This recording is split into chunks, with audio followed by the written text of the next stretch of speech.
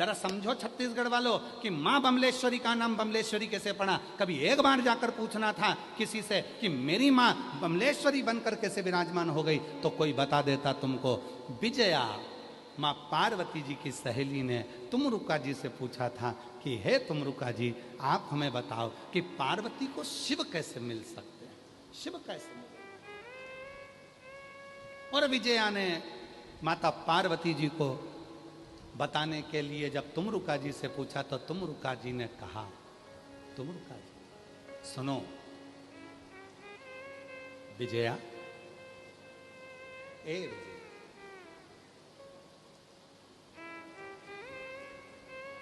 शिव के डमरू से, शिव के डमरू से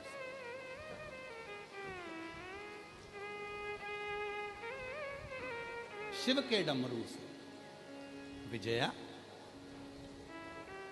शिव के डमरू से जो नाद निकला उसमें एक शब्द है, और उसमें एक शब्द है बम। यदि पार्वती शिव को प्राप्त करने के लिए स्वयं बम के नाद में जल समर्पित करे और बम के नाद के साथ ही शिव को रिझा ले तो उसको फल मिले। उस समय पर मेरी जगत जननी अम्बा जगदम्बा, मेरी पार्वती माँ, मेरी दुर्गा भवानी, उसी समय पर माँ विजया के कहने पर बम के नाद के साथ में शिव की साधना कर,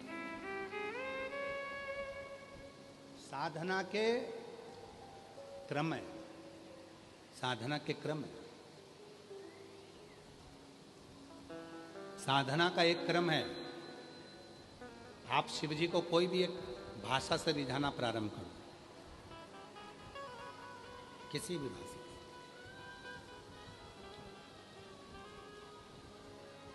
आपके पास कुछ नहीं तो गल डमरू बजाना प्रारंभ कर दो। आता है गल डमरू बजाना? जम के तो बोलो जरा, आता है सबको?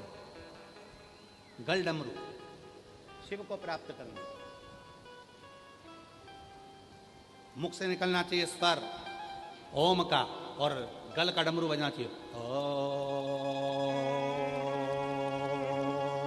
जो गल डमरू चालू हुआ, कुछ नहीं चाहिए शिव को रिझाने के लिए। कोई एक अक्षर पकड़ा जाए, एक शब्द पकड़ा जाए, एक साधना पकड़ी जाए, एक आराधना पकड़ी जाए। जैसे आज दुनिया के लोगों ने एक लोटा जल पकड़ लिया, रोज प्रतिदिन वो एक नियम बना लिए कि मुझे एक लोटा जल चढ़ाना है। और जब जैसे रोज रोज पानी भरोगे कुएं में से तो पत्थर पर भी रस्सी का निशान पड़ जाता है, उसी तरह तुम रोज रोज एक लोटा जल चढ़ाओगे तो शिव जी भी तुम्हारे ऊपर करुणा बरसाना प्रारंभ कर देते हैं।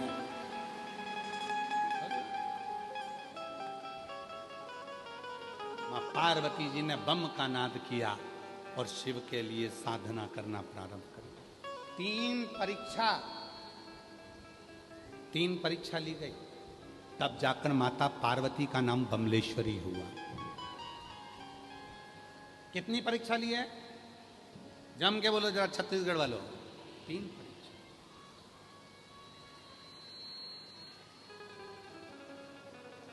तीन परीक्षा। पहली परीक्षा माता पार्वती जी की थी। शिवजी एक बच्चे का रूप लेकर आ गए। बच्चे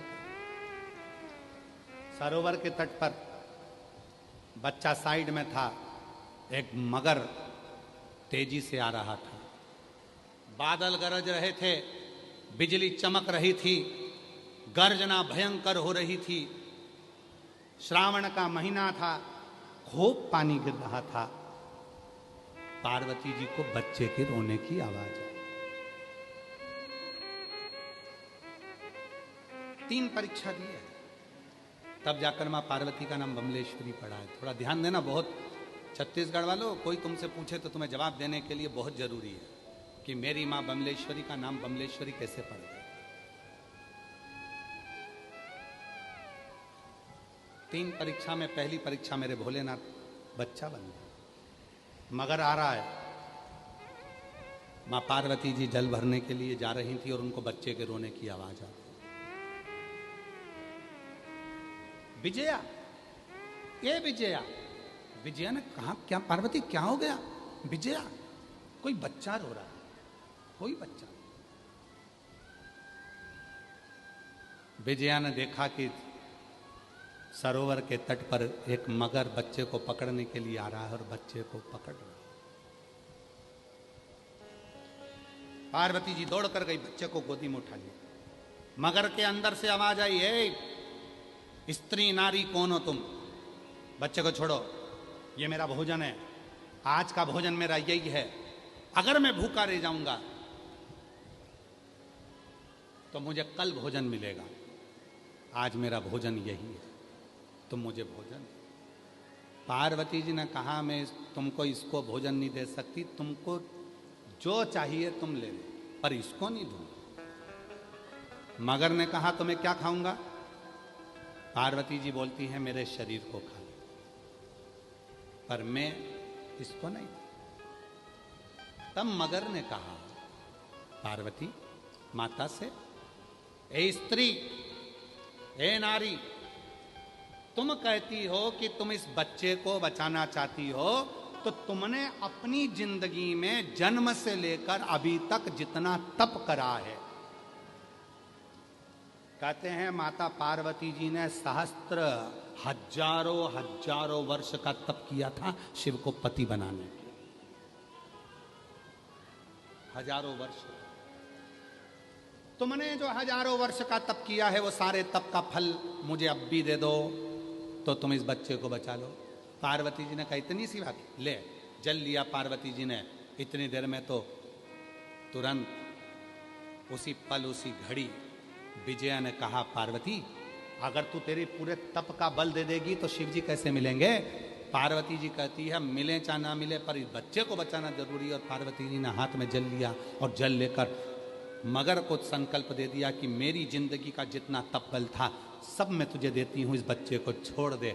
इतनी देर में भगवान शंकर उसी बच्चे में से प्रकट हो गए। शिव प्रकट। पार्वती, तूने एक बच्चे के लिए अपना पूरा तप दे दिया, अपना पूरा बल दे दिया। शिव ओझल। दूसरी परीक्षा। शिव जी, आज पार्वती माता ने नियम लिया, शिव जी को नील कमल समर्पित करूंगी। नील कमल में से एक कमल मेरे भोले बाबा ने छुपा लिया, जैसे भगवान विष्णु के समय पर छुपाया। पार्वती जी बम का नाद करती हुई जब सब दूर उस कमल को ढूंढने के लिए निकली, तब मां पार्वती जी थक कर बैठ गई।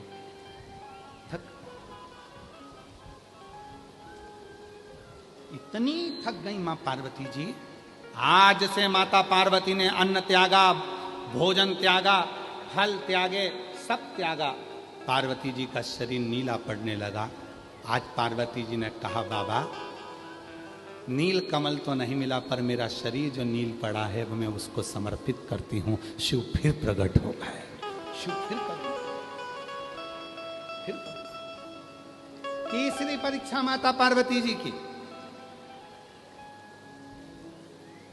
तीसरी परीक्षा, एक वृक्ष में आग लग गई, उसमें एक तोते का छोटा सा अंडा रखा हुआ था, उसमें छोटा सा बच्चा था। पार्वती जी जब जब वहां से निकलती थी, वो उस तोते के अंडे को देखती थी और उसमें वो बच्चे को देखती थी, बड़ी खुश होती थी। आज उस वृक्ष में आग लग गई, उस वृक्ष में आग। और वृक्ष में आग लगी, इतनी देर में तो पार्वती मैया बड़ी दुखी हो गई, इस बच्चे को कैसे बताया जाए। विजय ने कहा, पार्वती तुम्हारे पास बचाने के लिए कुछ भी नहीं है, यहाँ तो जल भी नजर नहीं आता, ये वृक्ष से बच्चा कैसे बचेगा। माता पार्वती जी ने अपना आंचल लिया और आंचल लेकर बम कहकर जो छोड़ा वो आंचल गया, उस तोते के बच्चे पर रखा गया। जैसे ही रखाया पूरा वृक्ष अग्नि से मुक्त हो गया और अग्नि से मुक्त होते से वो बच्चा बच गया। तब शिव जी प्रकट हुए। 3 परीक्षा में पास होने के बाद भगवान शंकर ने कह दिया, ए पार्वती, तूने मेरे डमरू के नाद में से बम को लिया है और उस बम शब्द को लेकर तूने मेरी साधना करी है। आज से तेरा नाम बमलेश्वरी होगा, जो जगत का कल्याण करने वाली, जो जगत का कल्याण करने वाली होगी।